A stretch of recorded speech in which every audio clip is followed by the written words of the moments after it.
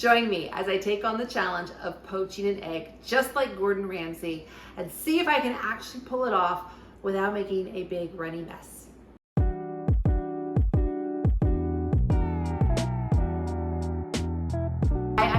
And welcome to the Grit and Grace Mom channel. In today's video, I am going to tackle the challenge of poaching an egg like celebrity chef Gordon Ramsay. Did you know that poaching an egg can be a challenge even for seasoned chefs? So as busy moms, we don't necessarily need to be seasoned chefs, but maybe we want to elevate our brunch game. Maybe we want to take on an Eggs Benedict. And so poaching an egg is a part of that.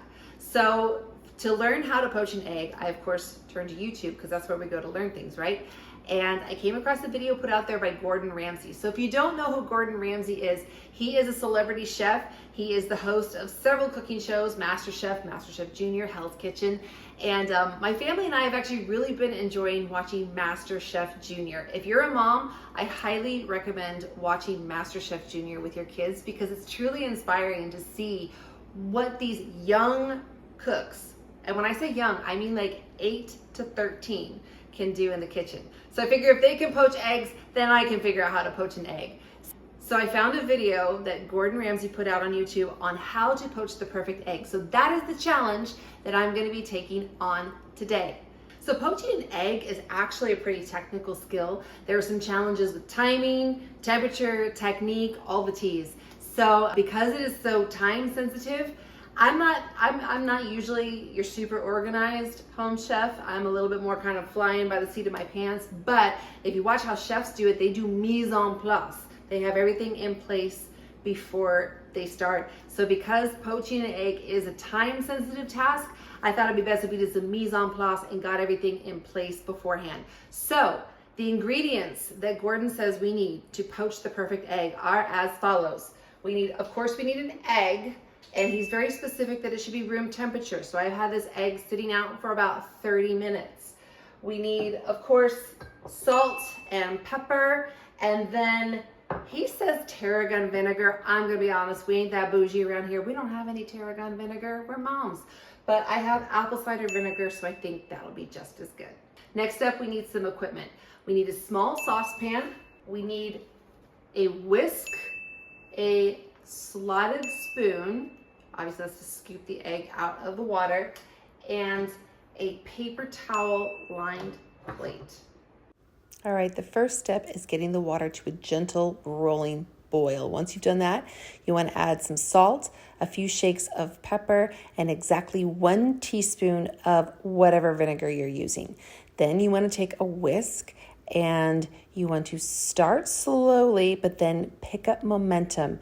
You're trying to create a whirlpool. So you want to create some momentum in the water. You might see my hand. I had to switch hands here because actually the steam rising off of that pan, I practiced this before the water was boiling and it seemed pretty easy. But once the water is boiling, the steam rising off of that water is actually pretty hot.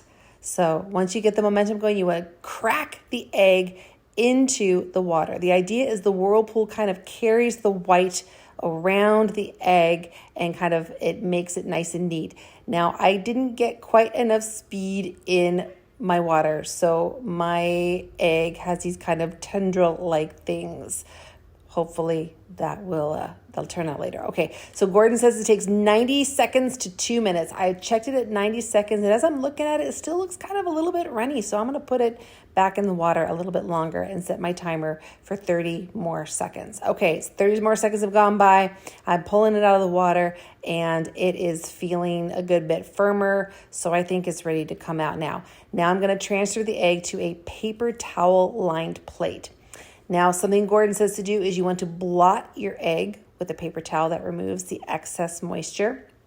Moment of truth time. We're going to cut into this egg. We're looking for a runny yolk and firm whites. What are we going to see? Oh, that egg looks pretty runny.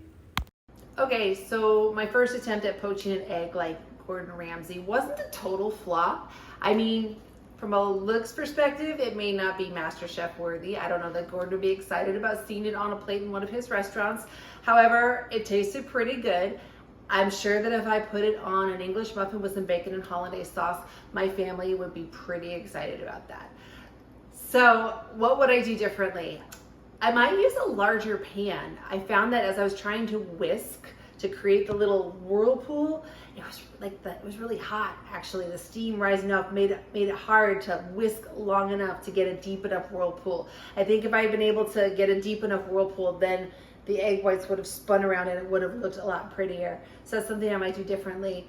I also might do it just a little bit, like just a skosh longer than 2 minutes, because when I cut into it, the yolk was nice and runny and the egg whites were mostly firm, but they were just a little bit runny. So I would maybe do it a little bit longer than 2 minutes. But anyway, that was my experience poaching an egg like Gordon Ramsay. If you do decide to try it, drop a comment and let me know how it goes. If this video has been helpful to you or if it's been entertaining to you, then please consider subscribing for more content like this. And as always, thanks for watching, and I'll see you in the next video.